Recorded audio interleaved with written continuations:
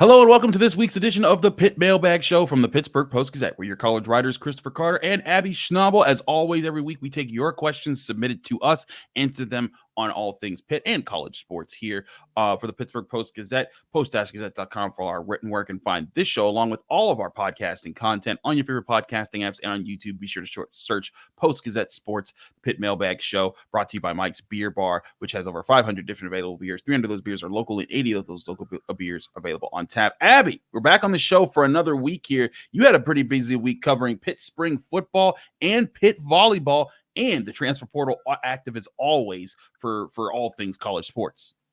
Yep, we always call this time a little bit of off season, but I feel like it's just as busy as maybe not just as busy as in season, but there's always something to be looking at, writing about, talking about, which makes it fun that we still, we're April 15th. Some of these teams haven't played in weeks yet. We're still talking about them. Absolutely. Let's get to the latest Pitt commit out of the transfer portal, and that's Cam Corhen out of Florida State. We had a question from Rick just about that. That's the big news. This all happened Monday morning. Cam Corhen, a legitimate starter at center, is Rick's question here. And Abby, you and I were talking about how this was the big need that Pitt had to hit in the transfer portal on. They needed to be able to find, the Panthers need to be able to find someone who can play the 5 role, someone who can score consistently at the rim, defend the rim, and is battle tested for ACC play. That's exactly who Cam Corhen is. This is a guy coming from Florida State. He brings experience. He made 12 starts last year, 21 starts the year before that, averaged 9.4 points last year in games, 3.9 rebounds. Though he did start less games in 2023, 2024.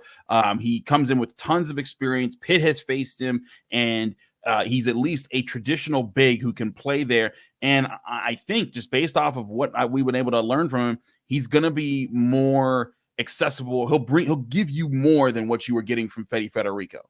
Yeah, absolutely. The thing I like about him is that, first of all, 58.7% from the field, amazing, especially when you're wanting someone to go down low and be able to be banged around and still finish at the rim. I think that's what a lot of people wanted to see from Federico, and we didn't really get to see. He wasn't as consistent as finishing at the rim, and this is a guy who is. And you mentioned battle tested. You'll find that that's mine and Chris's favorite word is battle, or favorite phrase is battle tested, because he's coming in playing at the same level as these guys. Like he has played against the same teams that Pitt has played. So it's not going to be like he has to make an adjustment from a mid-major to a high major. He's gone against the bigs like Kyle Filipowski.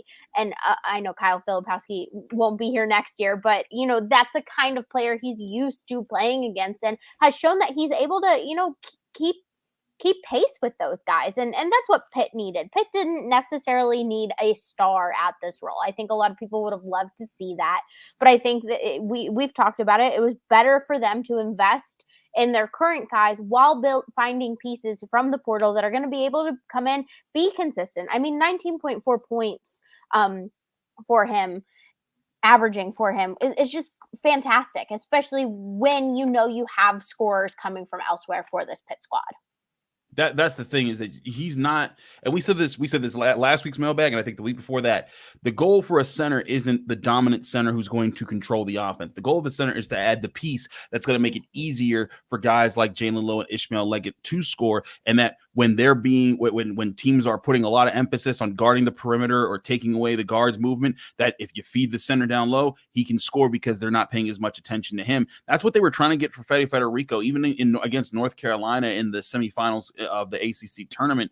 There were several feeds that Jalen Lowe gave Federico that were traditionally open plays because Armando Bacot had come off him a little bit, and it should have been paint points, but they weren't. And you could even see the frustration in guys like Bub Carrington, who were just like, I know that he can't finish here and we need to get points. And that's where Corhen can at least give you some advantages as the starting center. Again, not a superstar, maybe not even a star per se, but a solid role player who can fit that spot. And also maybe you get a star out of Papa Conte, who is the 4-star freshman that didn't get to play this past season. And I think either way, this gives you depth where it's an either or with them, and then you still have the Diaz-Graham twins, and though they're not ever going to be fives on a team, they are at least guys with length, and now you have 4 players with length again who can rotate around those spots. Absolutely. That's the thing is last year we saw that they struggled with a little bit of depth because they were limited to just Fetty and Guillermo Diaz-Graham, with Jorge being out with the injury and Papa Conte being out as well. It made their options really, really limited. And simply by adding Corhen, you expand your options. Like you said, the Diaz Graham twins aren't necessarily a true five. They do add a lot of length down there.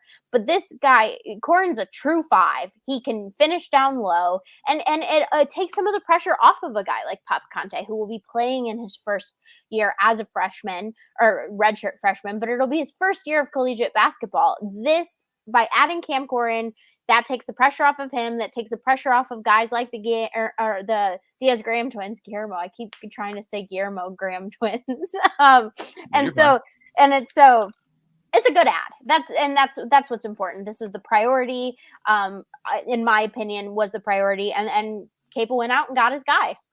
Yeah, absolutely. But there's more work to do, and that's where our next question comes from. Scott, who asks, assuming Pitt lands Damian Dunn, what's next for Pitt in the portal? I'd love to see a big-time 4 and a reserve shooter. If Dunn starts at the 2, is Terrence Williams a possibility? So there's a lot to unpack here. Let's start with Damian Dunn, who's a transfer out of Houston. He played as a backup role for them. He's a guard, 6'5", averaged 6.4 points per game last year at about 2.3 rebounds. He came by way of Temple, where he was a double-digit scorer there before coming off the bench for the Cougars. And listen, you play with Houston, one of the top teams in the country. That by itself gets you a chance. He made 4 starts last season. That is an interesting piece there. But he's not a guy, in my opinion, who would start at the 2 when you have Ishmael Leggett. And maybe I'm misreading that there entirely. But even though he has great length at 6'5", that's going to really help, and that'll be something that maybe defensively he can help where Bub Carrington was. Bub Carrington's length was a big asset to what he brought to the table. But to me, if Pitt does get Damian Dunn, there's no guarantee that they do. If Pitt does get Damian Dunn, he's more so the veteran depth that can come off the bench for Lowe and Leggett, who are starters, and that way there's less pressure on Brandon Cummings to have to grow too fast on the roster. Yeah, I totally agree with you there. I feel like if they get Damian Dunn, it'll be difficult because I think Damian Dunn will want a starter spot since he did start, or he didn't start, but he played for Houston. And you don't leave a program like Houston unless you're looking for a starting spot. And so I just don't see that being a good fit for him necessarily, simply because it seems like he would want to start. And I feel like if you're Jeff Capel, you got to put value and show loyalty to your guys that return, Jalen Lowe, and Ish Leggett, even Zach Austin in the mix there. I think while he'd be a great add off the bench, I think Jeff Capel would be better suited to be finding more of a combo guard for this spot, simply because you're losing a very talented combo guard in Bub Carrington, who was able to run the point, but also able to score. And you want that on this team, especially because while Jalen Lowe is a fantastic ball handler, I was hot on him all season last season. You want a guy that's able to kind of give him a break, but also be able to hit a 3 outside or hit a mid-range. I think while Damian Dunn would be a good piece for sure, I don't think that would be necessarily the best use of Jeff Capel's limited scholarship spots. Agreed. I think that he would be, interesting, but like you said, there are other things we could use there. And it's funny, but Scott brings up a reserve shooter. To me, that's if I'm getting help for Pitt's backcourt, that's what I'm targeting. I'm looking for a 3-point shooter, and maybe this can also come from the forward position, which, that leads us to the Terrence Williams question here. Blake Hinson being gone is you're not going to replace all 110 of his 3-pointers that he made this past season, setting a school record with just hitting in the transfer portal. Even though they got Blake Hinson out of the transfer portal, you're going to have to find someone that fits that. And one person that they've contacted who's still in the portal is Terrence Williams II, who played his last year at Michigan last year. 6'7", he's a forward, and if you look at his numbers from last year, he made close to 40% of his 3-pointers. That could be a guy who comes in. He averaged 12.4 points, 4.5 rebounds, also had 1.5 assists, shot 43% from the field. That could be a guy who could fit that role that Blake Hinson was in, play more of the 3 spot, and then give you some range as far as your shooting, so that if you still want to go get a sharpshooter at the guard position, great, awesome. But you also have a starter on the floor who can hit from deep and try to spread the floor for you a little bit more. Yeah, this is whether it's Terrence Williams II or someone else, this is the kind of position I want this is the kind of player that I think would be well suited to take that like kind of forward guard role that we kind of saw Blake Hinson. Like while he's a forward, Blake Hinson did a good amount of traditional guard play with Right. just his 3-point shooting. And that's what you want to fill this role. And I think Terrence Williams is a great great pick for that. I just don't know how hot Pitt is on him and he is on Pitt. I think it would make sense. He's coming from starting at Michigan, a team that did terribly this past season. And this would likely be a starting spot for him because Pitt doesn't necessarily have someone to fill that role right now. Sure, you could put, the Diaz-Graham twins can swing down to the 4, but I see this as more of a it's so hard with basketball. We talk the numbers, but it's so positionless nowadays that it's not a traditional 1, 2, 3, 4. But I see him being that guy that kind of fills, in a way, I say a Blake Hinson role with his ability to be so versatile. Like you said, we're not getting a star like Blake Hinson, probably. Who knows? You never know. But You never know. this is the type of player that I think they should be targeting. But I think the priority first should be finding a combo guard. I agree. Finding a person who could fit that role of a 2 and coming off the bench would be huge for this team as well. We'll keep an eye on all things Pitt basketball transfer portal as that moves on. But let's switch on to a football question, as the spring game did happen. So now the Pitt football team is officially adjourned, but even though they will be at the facility working, but they will not convene again as a full team until the late July this summer. But Max asks, what did Pitt's offense show with Kade Bell, and how did it look in your eyes on Sunday? Is it really innovative, or is this being overhyped? And of course, Abby talking about Kade Bell, the new offensive coordinator, and this was an offense that had a lot of that it was supposed to be really fast paced. And Abby, you and I were trying to keep pace with all the plays that are happening. You were amazing with how you were tracking play after play after play. I was sitting there like after a while, I'm like, you know what? We're just gonna just start making up numbers after a while. I mean, we did not do that, but it was at one point I was just like, you guys aren't letting us sit here and track what's happening. There's no official stat keeper from the press box to let us know if we're right or wrong. That was pretty chaotic, but we also only saw a vanilla part of the offense, as always happens with spring games across the board. Teams aren't trying to show the world their full offense, in April as it is, but I will say this. We talked with guys like Kenny Johnson, guys like with Konate Mumfield, and they were talking about how Kade Bell's offense allows for a lot more pre-snap motion, which allows for wide receivers to not have to stand in the same spots and sometimes get more mismatches to just naturally be open than have to beat their opponent one-on-one every single time. You still need them to win one-on-ones, but if you can design ways to get these guys open more freely without them having to do that all the time, that's where innovative offensive play callers come in. And it does seem like that at least Kade Bell is smart enough to give his guys those opportunities. Granted, we didn't get to see all of the tricks in the trade on Saturday. I do think that we saw some of that happen with Nate Yarnell completing 12 of 16 passes. And once Eli Holstein got his feet under him also having a good day. Yeah, I think the one thing we have to remember is that was day 15 for that team with this brand new style of offense. So the fast pace was definitely there. Like Chris said, I was flying all over the place trying to keep up with it. High school football prepared me for that, man. But what I did like was they were making sure the fast pace was their priority, even though there were times where it seemed like Nate Arnell and Eli Holstein were a little overwhelmed with the options and the reading everything. They still kept it fast paced. And once they settled in, I feel like the reps that we saw in the second half were a lot more solid than the reps in the first. Apologies for the whistle. There's a child outside my house blowing a whistle very loudly. That's fun. And that's what I liked is that we're not going to see the whole picture here. We're installing a thing, a completely new system that these guys, many of these guys haven't had to do before. And seeing them settle in was impressive. And I think with just more time, it's going to just become more stronger. And so to answer that, is it really innovative or is this being overhyped? I think it's way too early to tell, genuinely, just because these guys just haven't had enough time to settle in on it. What we've seen, it gives a good look. I think there's reasons to be optimistic for sure based on what we saw on Saturday, but it's also way too early. Yeah, I think it is way too early to determine that. And that's the thing, like it's all precursory, like all of this is just kind of just seeing how players are progressing in things. We won't really know even until Pitt plays its first real opponent next season, our first power opponent.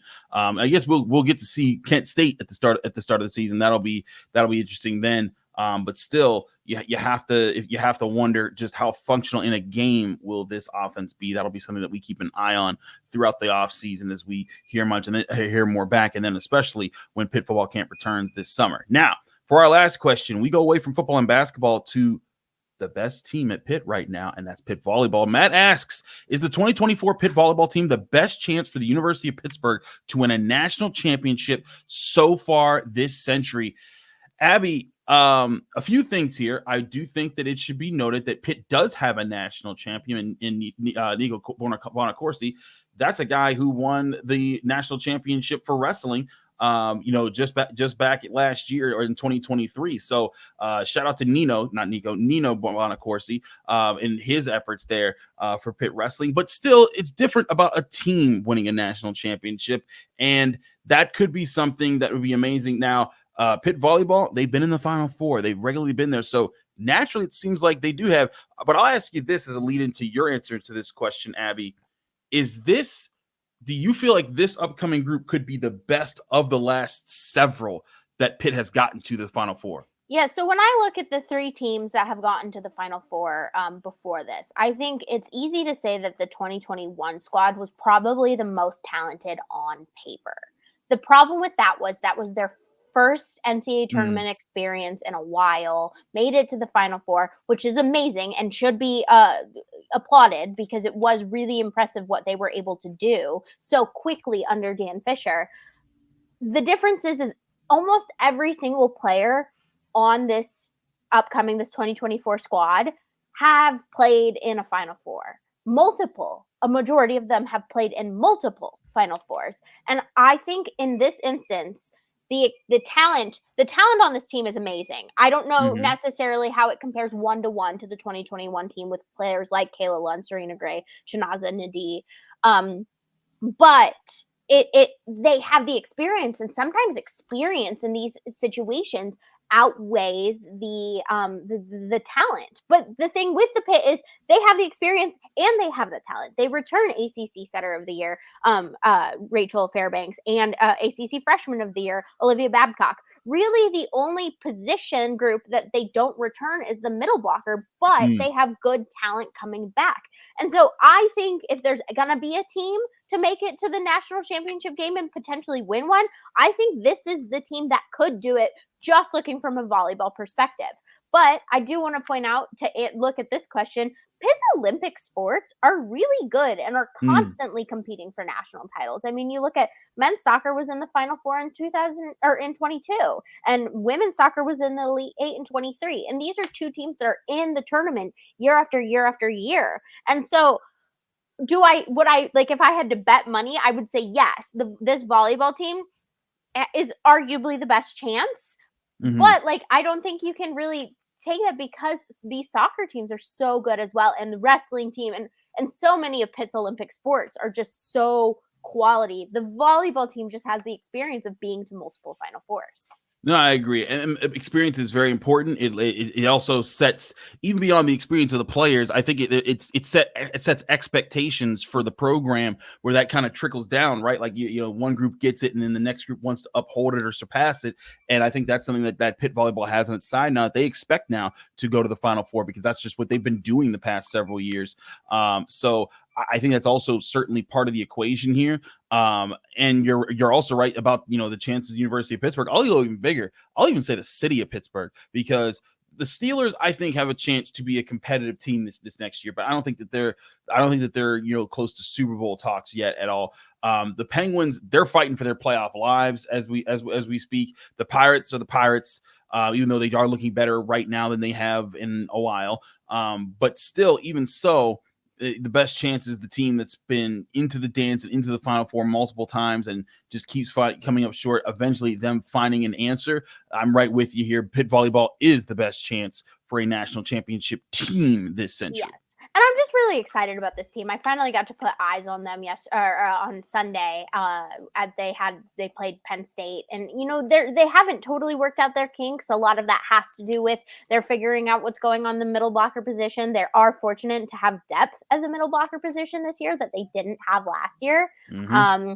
And then they had two they're freshmen. But they, much like you see in football, they forego their second semester senior year to come early to prepare for that. And so there's a lot of great things. Torrey Stafford returns, Emmy Klicker returns, Valeria Vasquez-Gomez returns. You're returning majority of this core unit that led them to the Final Four. I'm really hot on this team, so much so that I've decided I'm driving to Penn State this upcoming weekend to watch them again.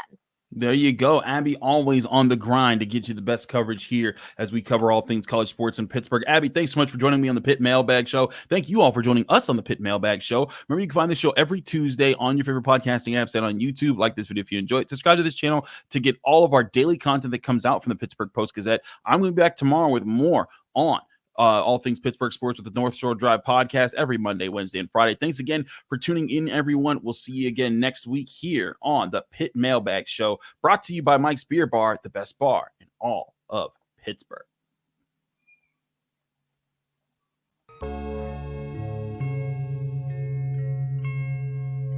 Thank you for checking out this content from Post-Gazette Sports. If you watch this video on YouTube, please like the video and subscribe to our channel. For all of the sports coverage the Post-Gazette has to offer, visit post-gazette.com.